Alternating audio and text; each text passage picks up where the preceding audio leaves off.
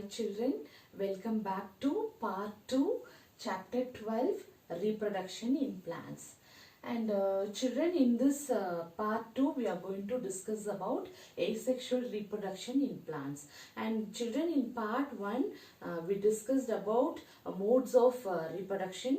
Two types of reproduction, one is asexual reproduction and another one is sexual reproduction. In this we are going to see asexual mode of reproduction in plants.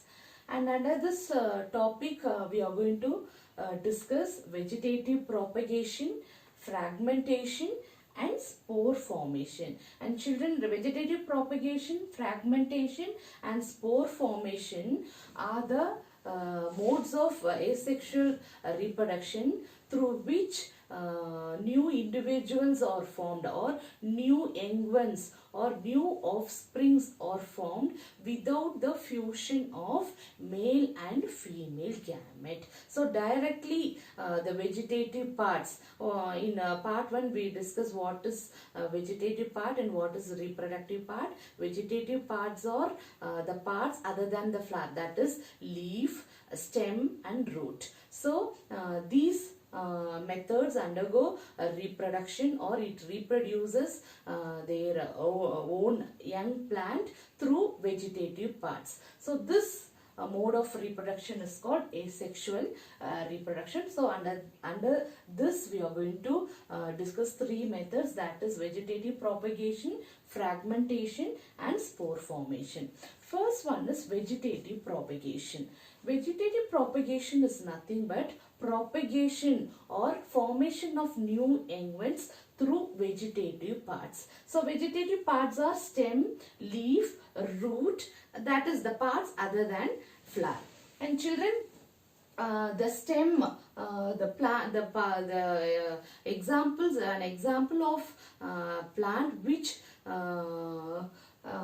form new young ones through stem is rose and money plant. And when we cut the rose plant, or when we cut the stem of rose plant and money plant, after this piece of stem is called cutting, and when we bury this cutting of stem, rose stem or money plant in the soil, when we water frequently under favorable condition, it grows into a new plant. Favorable condition is nothing but good soil which contains nutrients for the growth of plant, water content should be there. So these are the conditions which gives which favors the growth of the plant. So that is called favorable condition. And after few days we can observe new young leaves which arises from the node region. Node region is nothing but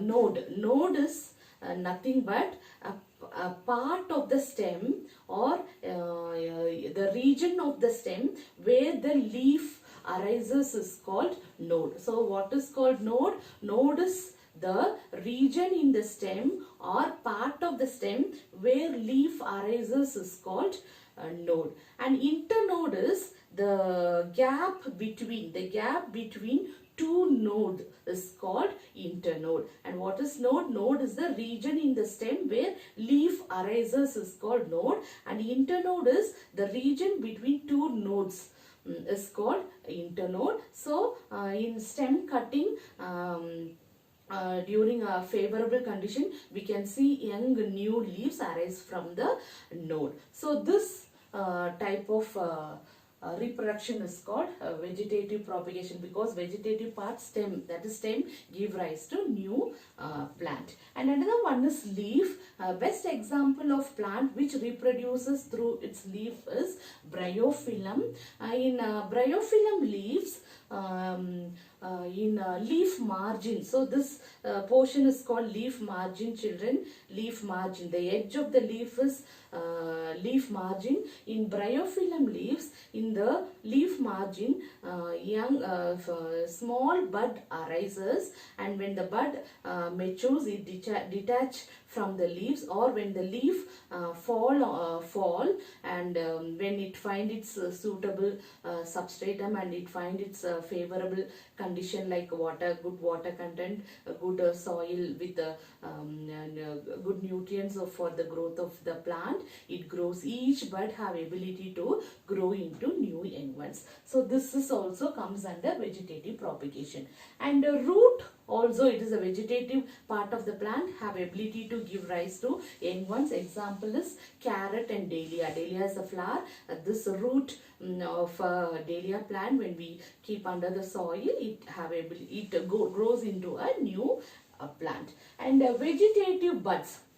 Children, in potato you might have seen, when we keep a potato for a few days, you can see some scar like eyes like structure in which thin young stem arises, which is surrounded by young leaves. So when we keep that potato which have that young leaves and stem under the soil, and the eye portion which contains stem and leaf give rise to new young ones. So this is called vegetative bud. So the eye-like structure with young stem and leaf in potato is called vegetative buds. So vegetative bud also have ability to give rise to new plant. So these and all these comes under vegetative propagation. So vegetative propagation is nothing but the formation of a new plant through vegetative parts like stem, leaf, root, and other vegetative buds. And children, there are many advantages of vegetative propagation. That is, it the formation of fruits and formation of flower is fast. The flower is formed very fast, and it takes only less time because it directly grows from the parent plant, so we can yield the fruit or flowers very fast. And also the new plant, young plant, will be exactly same as the parent, because no fusion of two different gametes takes place. Only single parent is involved in this, and from that one parent new individual is formed. So the new plant will be exactly same as the parent. So these are the advantages of vegetative propagation. And second method of asexual mode is fragmentation. From the name itself we can identify the new individuals are formed from the fragments. What are called fragments? Fragments, we can tell it as segments, and also we can tell it as filaments. And the example of plant which undergoes fragmentation is algae, Spirogyra. And children, in pond and in stagnant water and all, you might have seen some silk green color filaments, thread-like structure, silk thread-like structure, that is called Spirogyra. When we view that Spirogyra, that thread-like structure under microscope, we can see some segments like this ladder-like structure, segments or filaments or fragment-like structure. And this Spirogyra, when it matures, each and every fragment or segment have ability to give rise to young ones. Each and every fragment breaks and detach from the parent plant, and each and every fragment have ability to give rise to young ones. So this mode of reproduction is called fragmentation. So the example is Spirogyra. It's nothing but algae. And the last mode of this reproduction is spore formation. So from the spore, new individual or new plant is formed. Best example is fungi. A new individual is formed, and in bread and all, children, you would have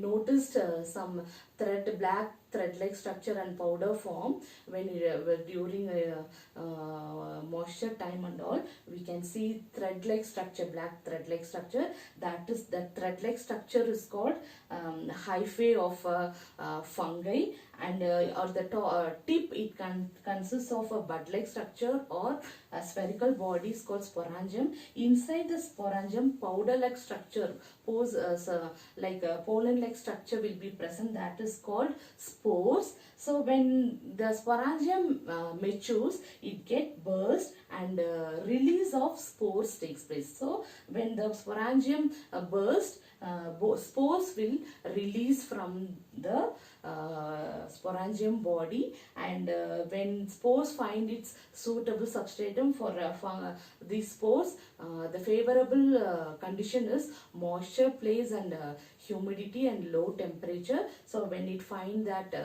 suitable substratum, it fixes on the substratum and it grows into a new young ones.